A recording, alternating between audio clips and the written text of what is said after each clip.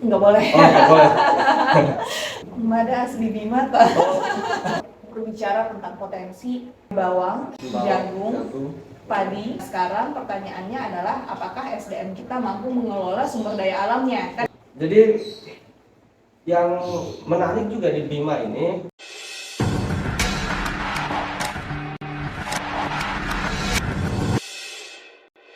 Bismillahirrahmanirrahim. Assalamualaikum warahmatullahi wabarakatuh. Teman-teman sekalian, kembali lagi bersama kami di channel Mata Bima. Saat ini kita bersama dengan Mbak Mira Midada Fahmi yang saat ini sebagai calon DPD RI Dapil NTB. Beliau adalah tokoh perempuan yang menginspirasi, juga penuh talenta, yang saat ini kita akan mencoba menguliti pikirannya, gagasannya, yang juga beberapa hal kaitan dengan profilnya dia, juga apa karirnya selama ini, lalu apa yang kemudian menjadi semangat motivasi dia terjun dalam dunia politik ini gitu. Nah, teman-teman sekalian, kita akan sapa dengan beliau. Selamat datang di channel Mata Bima. terima kasih sudah diundang. Siap. Gimana kabar Mbak Mira? Sehat, alhamdulillah. Sehat abang? Ya, syukur alhamdulillah. Memang para kompetitor politik ini ya pantang untuk sakit gitu. Nggak boleh. Oh, nggak boleh. Apalagi di detik-detik terakhir ya, Ya, udah ini sisa masuk, 20 hari kali ya. bisa Berapa dibilang ya? masuk injury time ini. Betul. Jadi sengaja memang kita undang ini Mbak Mira di channel kita karena tadi kita merasa bahwa Mbak Mira ini salah satu calon gitu yang kemudian memberi warna yang berbeda gitu di konstelasi politik di tahun 2024 ini. Oleh karena itu kita ingin meminta pikiran, paradigmanya, perspektifnya kaitan dengan politik kita di Bima khususnya gitu, pada umumnya di Indonesia gitu. Namun di lapangan gitu kita juga pernah banyak menemukan keraguan-raguan, kekhawatiran masyarakat kaitan dengan profilnya Mbak Mira ini yang meragukan gitu kan. Ya, karena begini Mbak Mira, bahwa Bima ini basis pemilihnya gitu, sebagai alasan mereka memilih salah satu calon itu terlepas dari kualitas sosok calon itu, tapi dilihat juga dari bagaimana kedekatan secara kekeluargaan biologisnya gitu. Nah, itu salah satu indikator bagaimana masyarakat Bima memilih gitu, salah satu calon gitu. Nah, oleh karena itu untuk menjawab keraguan masyarakat ini, kira-kira Mbak Mina ini memang asli Bima atau bagaimana sih gitu? Mada asli Bima toh. Nih Iya, iya, iya. kalau kita nggak pakai bahasa Bima, orang-orang bilangnya Iya. bukan orang Bima. Betul. Gitu. Tapi asli Bojo, asli Bima. Jadi memang asli Dodu, saya asli Dodu. Tapi yang nggak bisa dipungkirin memang saya untuk urusan sekolah, karir dan segala macam memang di luar dari Bojo, Iya. jauh berkarya di luar dari Bima, di luar dari Nusa Tenggara Barat. Memang banyak sekolah di di mana-mana sih. Kalau sekolah ya alhamdulillah sekolahnya di mana-mana, dan kalau karir terakhir itu ada di Jakarta. Jadi begitu teman-teman sekalian, bahwa teman-teman sudah mendengar langsung. Ini tidak hanya dari ungkapannya, tetapi juga memang secara keturunan gitu. Dan lahir memang di Bima. Lahir kebetulannya di Makassar. Makassar ya. Ya, lahirnya di Ujung Pandang malah namanya pada saat itu ya, di Ujung Pandang. Karena orang tua kerjanya di waktu itu di Ujung Pandang gitu. Jadi di Makassar ya, akhirnya kita lahir besar di sana, sekolah di sana gitu. Cuma asli Bojo, iya asli Bojo, bapak asli Bima gitu. Coba banyak yang nggak percaya ya, agak bingung ya kenapa nggak percaya gitu. Nah, lewat kesempatan ini teman-teman sekalian, Mbak Mina ini adalah orang asli Bima gitu. Nah, dilihat dari bahasanya, pakai bahasa Bima itu. Ya jangan dilihat dari bahasanya, tapi dilihat dari keturunannya. Memang keturunannya asli Bima, asli dari Dodu, keluarga besar tersebar di mana-mana. Yang paling dekat ya keluarga besar yang ada di Dodu. Oh, Gitu. iya. Nah, jadi begitu teman-teman sekalian. Nah, yang ingin kita juga pengen tahu nih, Mbak Mira ini kan sudah tentunya jalan keliling ini lebih umumnya di skala NTB gitu, lebih khususnya di Bima gitu. Tentu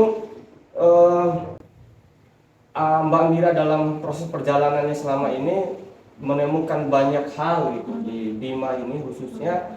Nah, apa sebenarnya yang ditemukan oleh Mbak Mira kaitan dengan potensi yang dimiliki oleh masyarakat Bima atau sumber daya alam yang dimiliki oleh Mbak Mira? Karena kalau dilihat dari profilnya Mbak Mira sebelumnya pernah menjadi penasihat di Kemendes gitu, di bagian pangan gitu kan, juga di DPD RI, juga di bagian ekonomi pembangunan.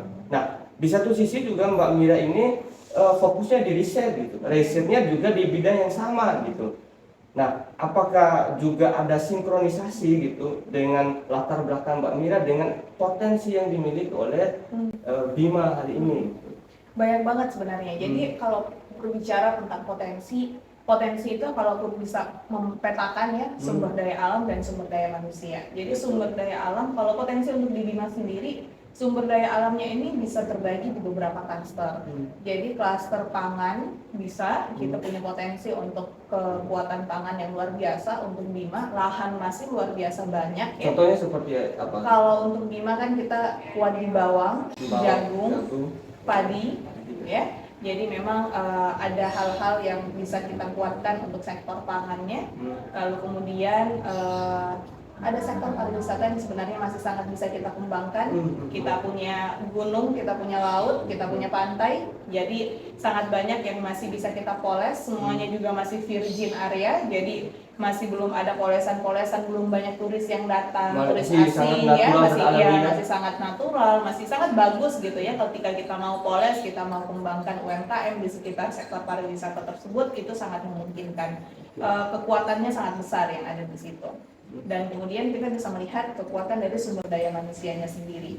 Kita punya masyarakat yang sangat banyak dengan tingkat produktivitas yang masih sangat tinggi. Nah, kekuatan-kekuatan ini sebenarnya kalau kita mau gerakkan mereka untuk bisa mengembangkan dan menghidupkan sektor-sektor yang potensial tadi, mau potensi pariwisata misalnya atau potensi di sektor pangan tadi, nah ini sangat memungkinkan bisa terjadi gitu. Jadi semuanya antara manusianya dengan apa yang sudah ada di alam ini semuanya bisa kolaborasi nih.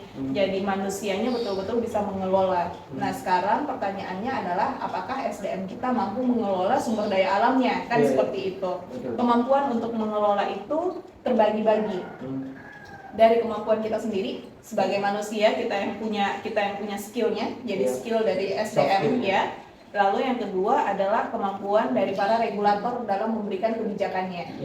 Karena itu penting juga betul, karena tidak bisa juga ketika kita mengelola pariwisata misalnya ada aturan-aturan yang perlu kita terapkan agar tidak merusak sumber daya alam, kan seperti itu. Ada kebijakan, ada regulasi yang perlu kita taati. Kalau kita lepas juga ke masyarakat belum tentu bisa memahami apa sih dampak bahayanya kalau misalnya kita membangun ketika kita mengembangkan satu pantai ya menjadi sektor pariwisata, lalu kita buatkan warung-warung kecil, UMKM jalan di sana.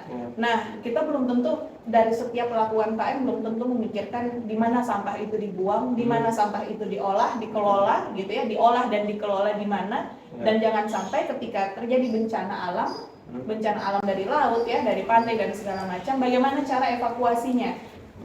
Jadi penanganan yang dari semua sektor yang terlibat ini yang harus diperkuat dengan regulasi. Ini yang harus diperkuat dan dipikirkan oleh para pemerintah daerah gitu. Jadi pemerintahnya jalan dengan kebijakannya, dengan regulasinya, kita sebagai masyarakat juga kita bisa mengelola sesuai dengan aturan yang ada, udah ada barriernya, ada batasan-batasan sejauh mana sih kita bisa mengelola pantai, ya. Jadi jangan sampai kita juga jadinya mengotori pantai, jadi yang menyebabkan bencana alam nantinya gitu ya, mengotori pantai, laut dan segala macam yang akhirnya menyebabkan kehilangan pekerjaan misalnya bagi para nelayan atau mungkin bikin bencana alam lain gitu ya. Jadi banyak hal yang harus kita sinkronkan nih, dan juga budaya-budaya yang masih ada di misalnya di lokasi-lokasi tertentu gitu ya. Mungkin ada kepercayaan, ya mungkin ada kepercayaan tertentu yang kita tidak bisa gerus gitu ya, yang kita masih harus hormati dan segala macam. Jadi banyak hal yang harus kita pikirkan.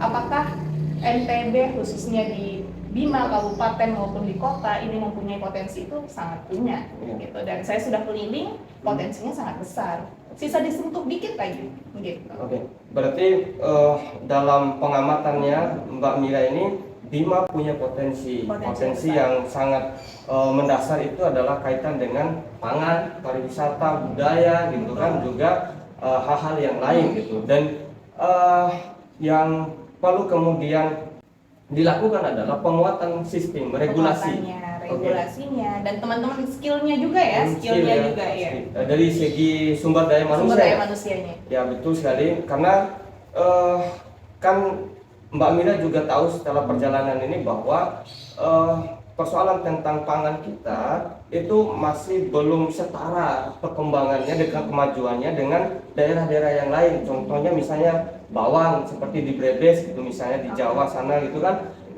ini belum mengalami kemajuan gitu. Nah, untuk itu perlu diperkuatkan melalui regulasi. Ya, jadi ini perlu ada kolaborasi antara pihak pemerintah daerah dengan gitu, masyarakatnya, masyarakat lokal ya. Nah, jadi yang menarik juga di Bima ini, yang mungkin perlu kemudian dibukakan pikiran kita adalah kaitan dengan isu lingkungan.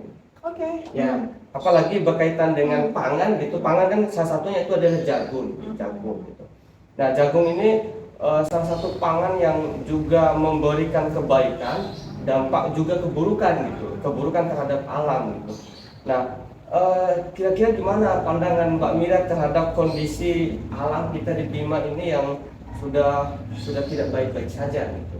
Ya, karena jagung kita harus menggundulkan hutan, ya. Tapi sebenarnya tidak hanya jagung. Pada dasarnya ketika kita melakukan pemupukan, kita pupuk semua yang kita tanam.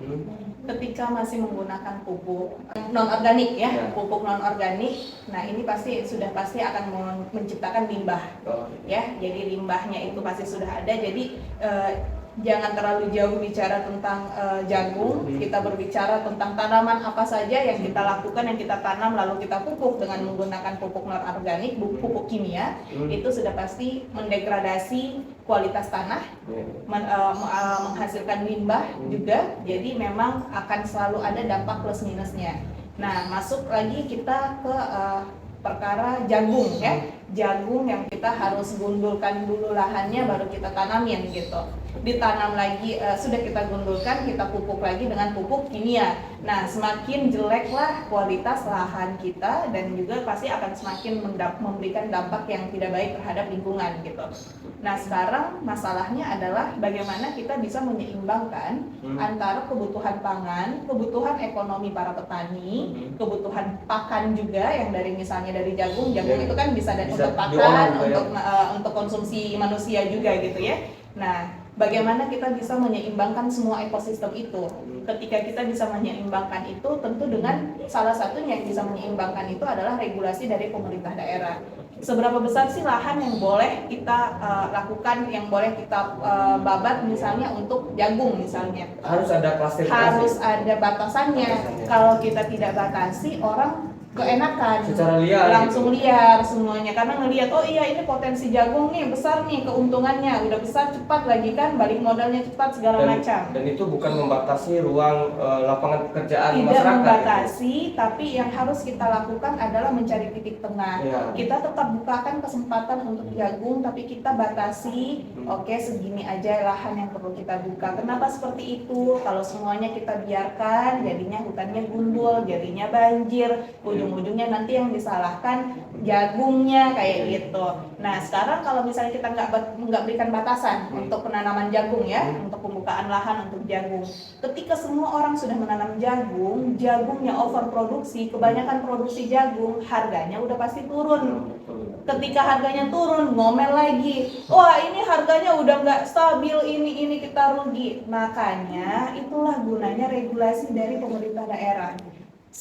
Regulator itu harus bisa membuat kebijakan yang semuanya win-win solution, harus ada di tengah. Jadi bagaimana kebutuhan, kita tahu banyak orang yang pengen nanam jagung dengan potensi ekonomi benefit yang seperti apa hitung-hitungannya, ya kita sediakan lahannya, boleh tapi hanya sekian, boleh pakai pupuk ini, boleh pakai bibit ini, jadi boleh tapi gitu, jadi harus ada batasan, karena orang kalau nggak dibatasin orang jadinya kelebihan, semua yang berlebihan pasti nggak baik, kita semua udah tahu itu, kita di semua sektor kehidupan kita semua yang berlebihan pasti nggak baik, sama dengan kelebihan produksi, kelebihan pupuk, kelebihan terlalu banyak lahan yang kita buka, dampaknya pasti nggak bagus, lingkungan pasti rusak. Jadi regulasi ini hadir ya tentu untuk menjaga keseimbangan. Untuk menjaga keseimbangan, jangan juga banyak juga masyarakat dikasih regulasi malah didobrak regulasinya karena ada pemikiran regulasi itu dibuat untuk didobrak gitu,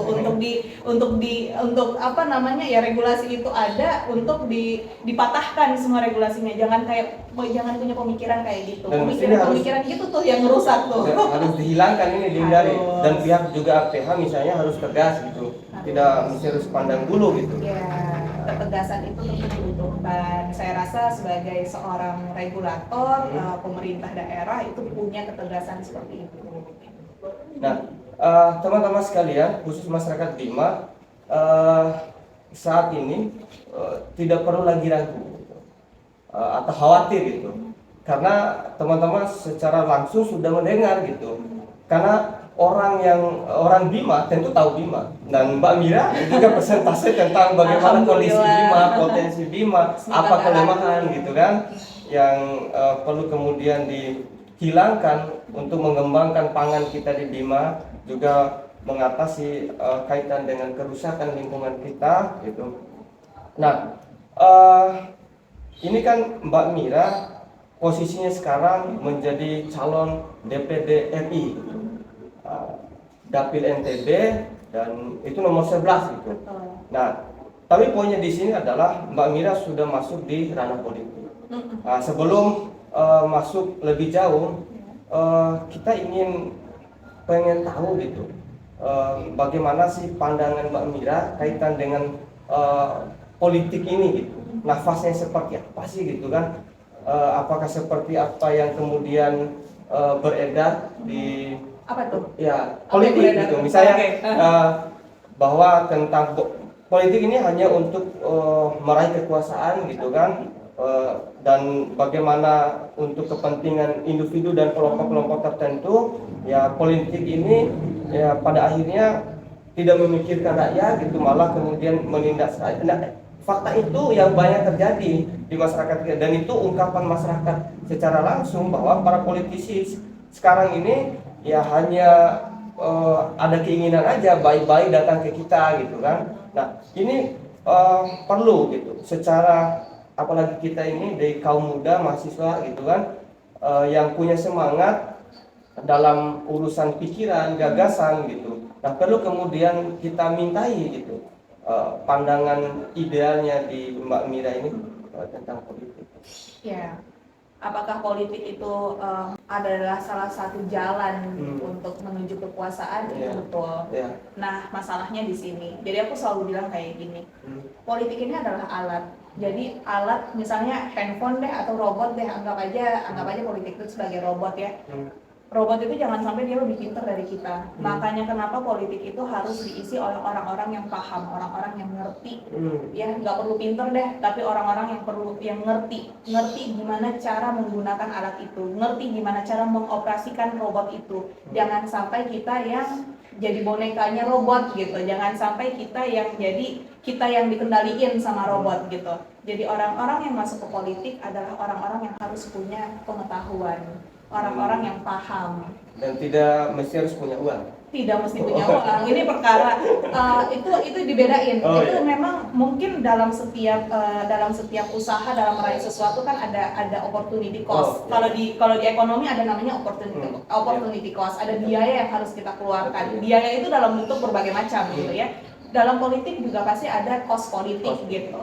Jadi ada biaya-biaya itu. Tapi bukan perkara hanya orang yang punya uang yang bisa akhirnya dapat memainkan peran itu. Dan gitu. itu tidak diprioritaskan. Tidak diprioritaskan. Apakah itu mendukung, itu menjadi variabel.